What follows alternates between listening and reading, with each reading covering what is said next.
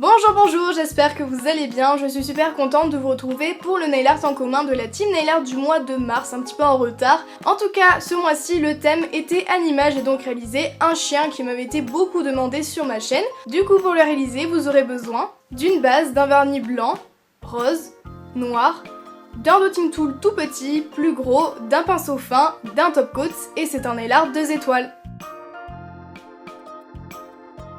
Je viens tout d'abord appliquer ma base pour commencer. On n'oublie pas, puisque c'est très important, ça va vraiment permettre de protéger l'ongle. J'applique juste après, une fois que tout est sec, 2 couches de mon vernis blanc sur la totalité de mes ongles, sauf sur mon annulaire. Bien sûr, vous pouvez utiliser n'importe quelle autre couleur. J'applique la première couche, je n'oublie pas la tranche de l'ongle, je laisse sécher et j'applique la deuxième par-dessus, voire une troisième si jamais votre vernis n'est pas assez opaque. On n'oublie pas de nettoyer les contours avec un pinceau plat et du dissolvant ou un pic entouré de coton imbibé de dissolvant. Et sur mon annulaire, je termine par appliquer mon vernis rose, toujours en 2 couches, voire 3, sans oublier la tranche de l'ongle pour une meilleure tenue. Pour faire les petites pattes de chien ou de chat comme vous voulez, je vais prendre mon plus gros dotting tool ainsi que mon vernis noir et je vais faire des gros points, donc j'en fais 3 en sorte de triangle et je fais ça sur tous mes ongles vernis en blanc. J'en fais un petit peu de partout, vous pouvez en faire plus, en faire moins, autant que vous voulez, en tout cas lâchez-vous, c'est votre nail art.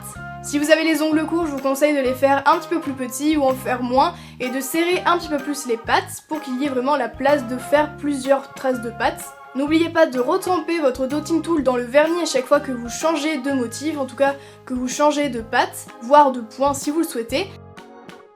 Et je termine par faire le bout des petites pattes, donc au niveau des griffes avec mon plus petit dotting tool, toujours mon vernis noir, et je viens faire 4 points en arrondi autour du point qui forme la pointe du triangle en quelque sorte. Et je refais ça à chaque fois que j'ai fait mes plus gros points pour faire les petites pattes.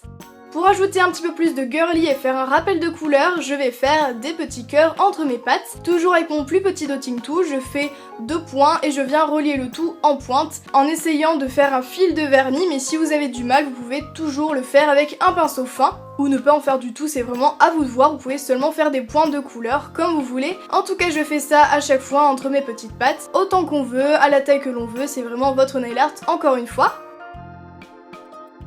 On passe au chien et je vais prendre mon pinceau fin ainsi que mon vernis blanc ou de la peinture acrylique blanche et je vais commencer par faire un point assez gros. Vous pouvez le faire au dotting tool mais c'est un petit peu plus compliqué, il faut vraiment un dotting tool assez gros pour faire la tête du chien. Donc au final je l'ai fait un petit peu plus haute puisque c'était beaucoup trop bas par rapport à la taille de mon ongle. Et ensuite je vais faire une sorte de ovale un petit peu plus large pour faire la mâchoire, la bouche du chien.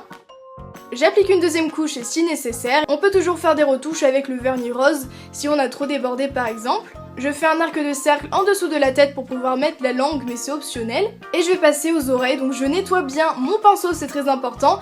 Et avec mon vernis noir, je vais faire donc des oreilles de chaque côté pour faire la tête de mon chien. Bien sûr, on ne les oublie pas. Je fais tout simplement des sortes de saucisses, enfin des sortes d'ovales assez aplatis.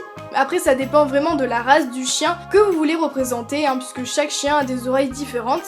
Je travaille bien avec la pointe du pinceau pour faire les arrondis et avec le corps du pinceau pour faire les grandes lignes. Et ensuite, au centre du faciès de mon chien, je vais faire un triangle avec la pointe de mon pinceau pour faire le bout du nez, enfin du coup le museau puisque c'est un chien. Et en dessous, je vais faire une ligne bien droite, mais j'ai fait quelques retouches avec le vernis blanc pour que ce soit un petit peu plus fin. Une fois que c'est fait, je vais mélanger du vernis noir avec du vernis blanc pour faire un vernis gris assez clair, mais si vous avez un vernis de cette couleur directement, vous pouvez l'utiliser. Lorsque mon mélange est bien homogène et que la couleur me plaît, je vais faire une petite tache en laissant trembler un petit peu mon pinceau.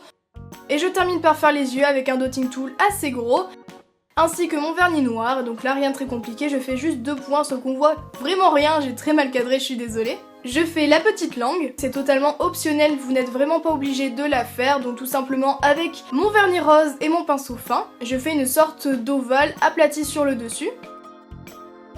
Et je termine par faire l'effet de lumière dans les yeux de chaque côté avec mon plus petit dotting tool et mon vernis blanc. Et encore une fois, j'ai très mal cadré.